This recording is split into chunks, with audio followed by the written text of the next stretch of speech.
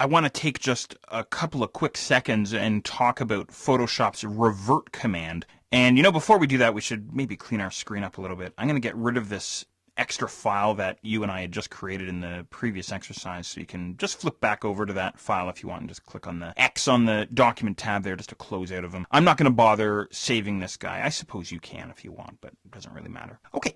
We have this command inside Photoshop called revert. Now, you might know about the revert command from some of your other applications that you might work with on a regular basis. Essentially, what the revert command will do is take us back to the last time that we saved our file. It would be the same as me closing out of the barn photograph here, not saving when Photoshop prompts me to save, and then simply reopening the document. Do you follow what I mean here? So I could go through all that if I wanted to. Or what I could do instead is I could just head up to Photoshop's File menu, and then I guess just about halfway down, just past halfway I should say, you'll find the revert command. Now, you can go ahead and choose that, or you can just hit F12 on your keyboard. Now, Mac users, you may need to reassign your system preferences keystrokes here, but normally myself, I remap all that stuff anyway. So I would just hit F12, but yourself here, you can choose File and then Revert. And essentially what that does is that takes us all the way back to the last time that we saved our file. Now, what's cool about using the Revert command, instead of closing out of the file, not saving, and then reopening the file, is that the Revert command shows up inside the History palette. So if I take a look over inside the History palette, there's my Revert command.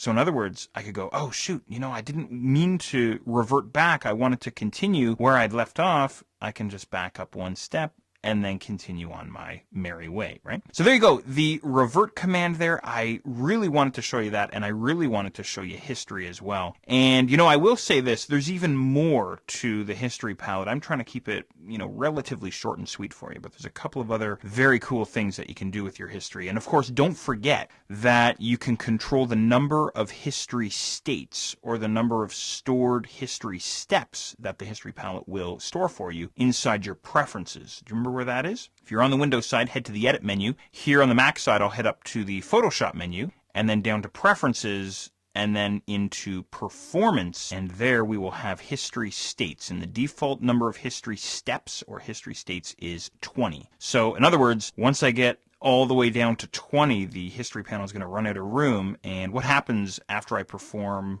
21st step, if that makes sense, then it starts taking things off of the top of the history palette, if that makes sense. So I couldn't go back to open, I couldn't go back to dry brush, things like that. But anyway, there you go. There's your history panel.